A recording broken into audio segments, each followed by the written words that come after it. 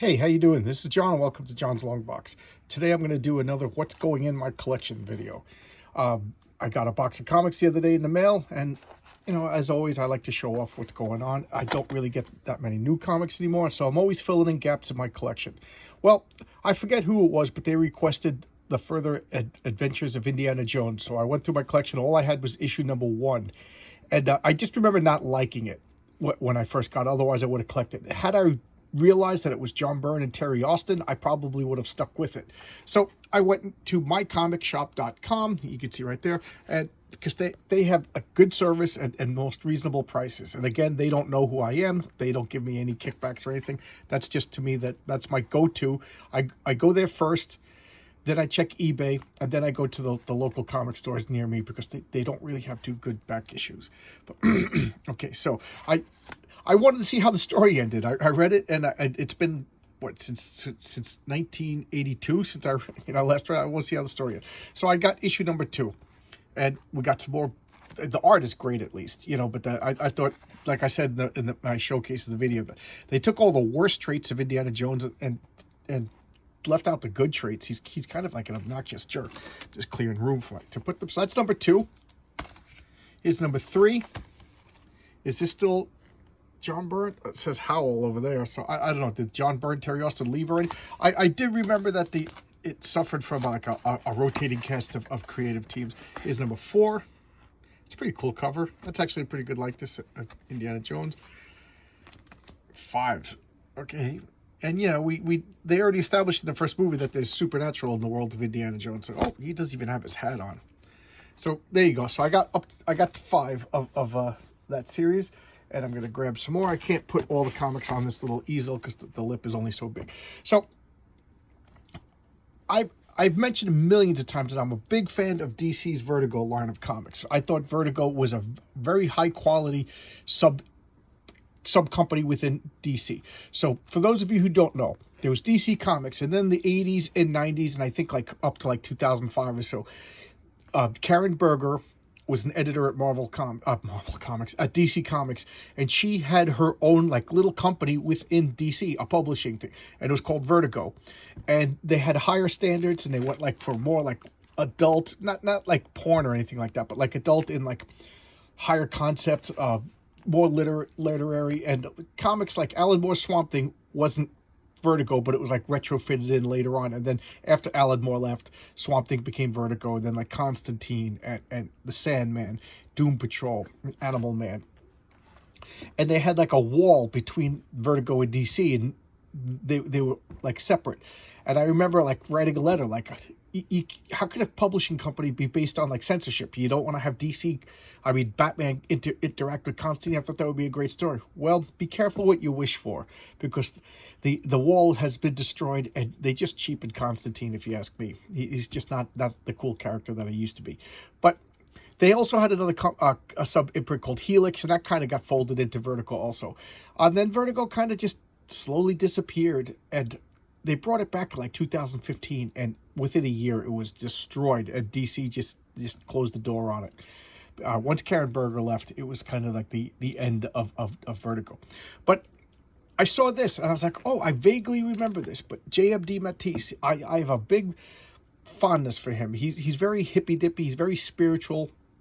And at the time when I was reading this, I was kind of into like the beat poets and Jack Kerouac and things like that, and I really liked him. And it's funny because he wrote the Justice League of America, like the goofy, silly one with Keith Giffen. So he could do mainstream comics. I think he's good with plots of storytelling, and I think Keith Giffen balanced out his spiritual, wacky side with a little bit of humor.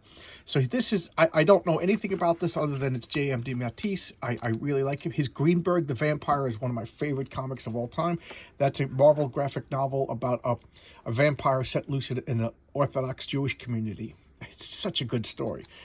So here we go. This is a preview. This is yeah, exactly that. It's a preview. And then let's look. This is the actual number 1. It kind of looks like the Books of Magic. I don't know anything about this, but I trust DM Matisse. I think it was 12 issues. I don't know if it got canceled at 12 issues or if it was a miniseries. So Seekers, Into the Mystery. And I know I kind of know what to expect. It's going to be, you know, highbrow, mystical, self-reflection, and Vertigo was good for that. Look at this, just looks very interesting. Again, I know nothing about it other than and John J. Booth, who did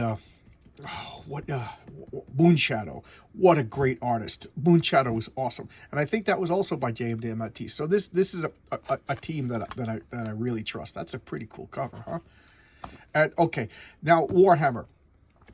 I get these very sporadically because I find them to be very expensive, and they're from Britain, so that's why they're imported into the States, and the cover price is only like a couple of bucks. But this came out in 1998. The first issue came out in 1998, and at the time I was living across the country, and my roommate was really into the Warhammer board game, the miniatures game, the war games, and he would buy the comics. And then after he wasn't a comic book collector, he just liked the stories, so he gave me 1 to 25.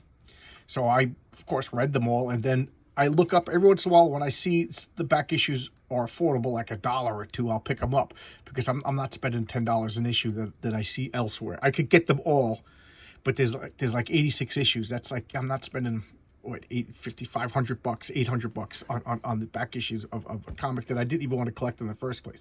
But if I see them for $1.50, $2, I'll pick them up, and that's what I did. So I got 28 and 29. So there you go.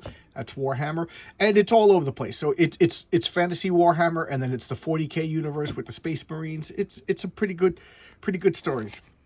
It's an anthology, so different characters every couple of issues.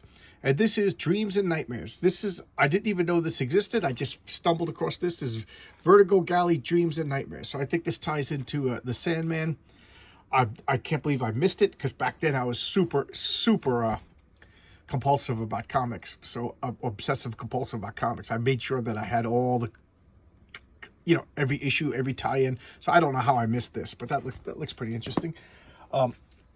This coincidentally came in the mail yesterday too. This was an Indiegogo comic by Mike Baron. I told you I'm on a Nexus kick. I'm rereading or reading for the first time a lot in some of the cases of Nexus. And this is Mike Baron, who created Nexus. And Mike Baron also did Badger. He also did The Punisher for Marvel for a while. And this is Thin Blue Line.